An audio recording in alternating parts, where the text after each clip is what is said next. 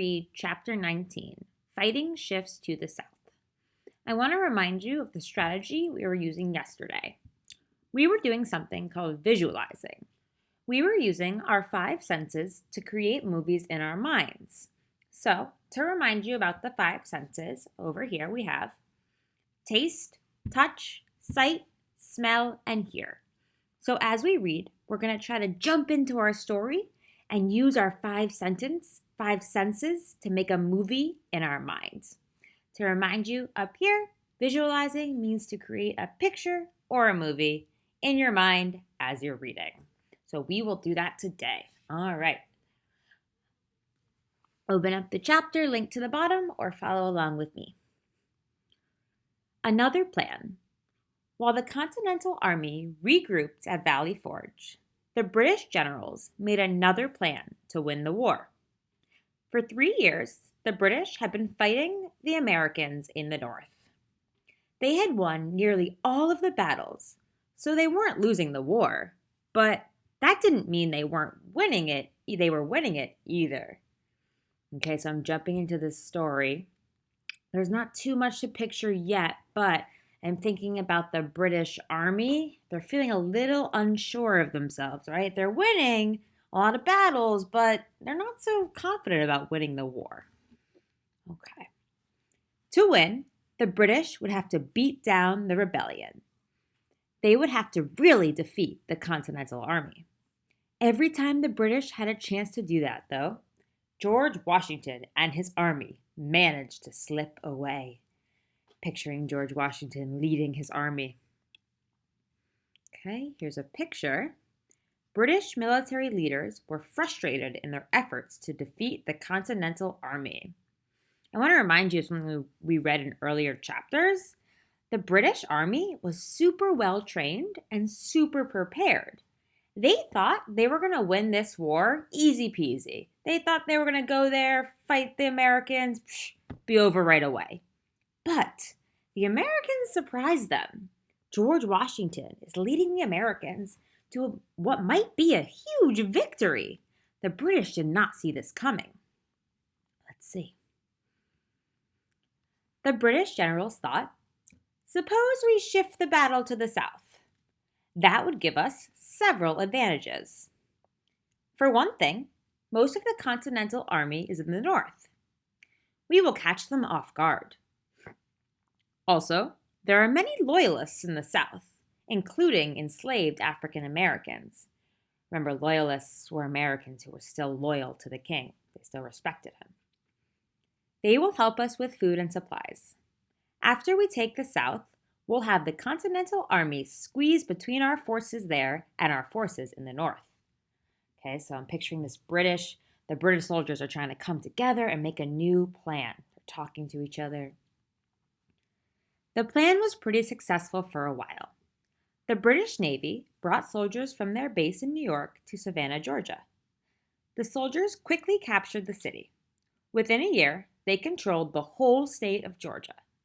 Soon after, the British took Charleston, South Carolina, and handed the Americans their worst defeat of the war. From there, British troops successfully went on to control a large part of the South. Okay, I'm picturing this fighting happening. I'm hearing lots of noises, shooting, firings of things. I'm feeling not too good about it.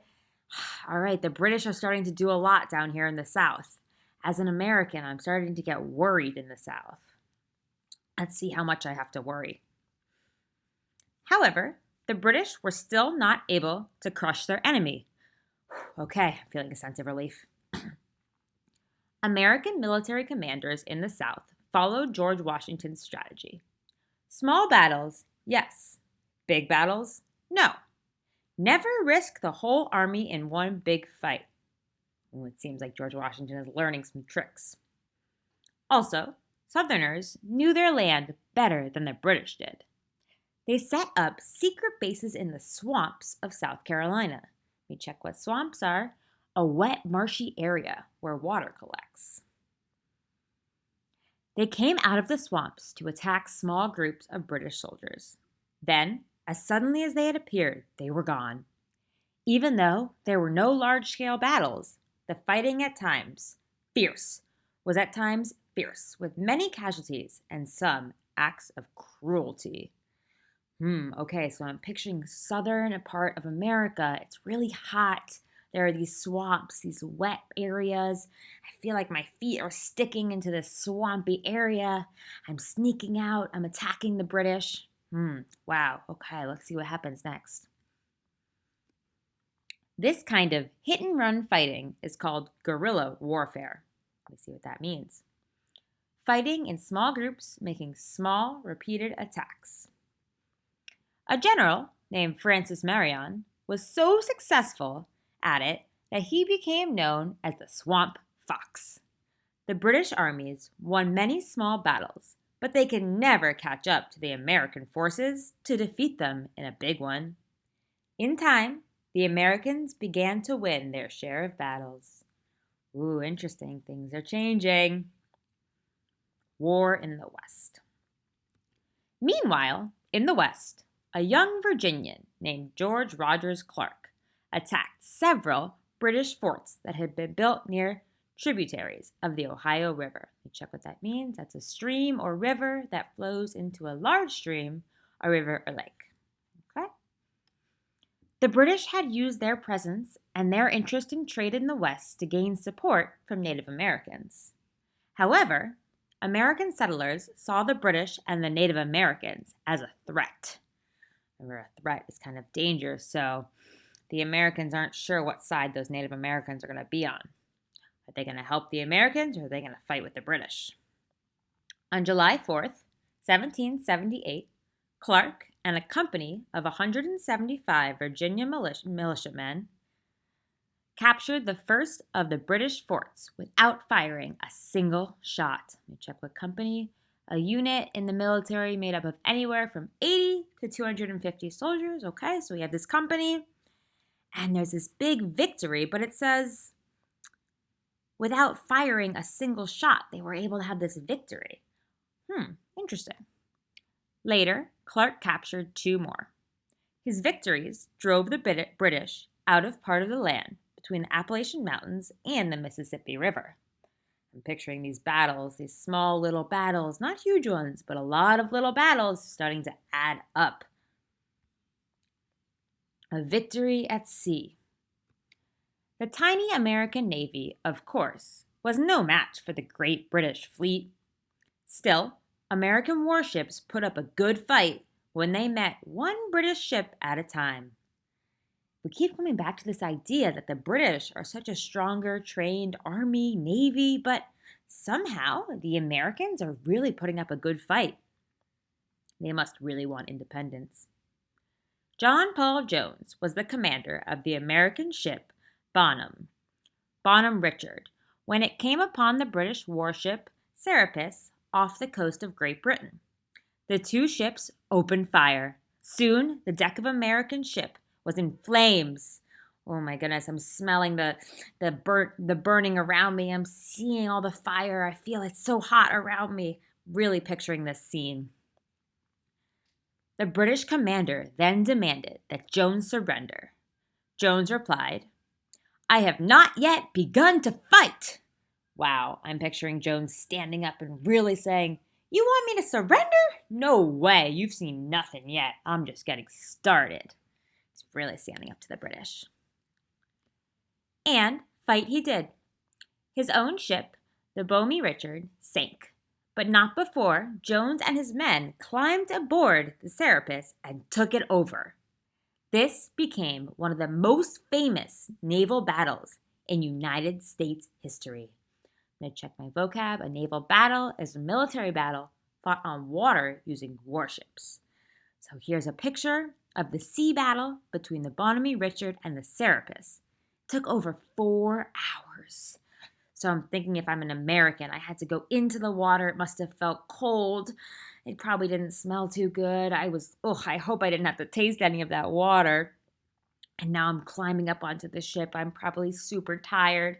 I'm seeing flames. It's hot. I'm hearing people yelling. But yet, I continue to fight on.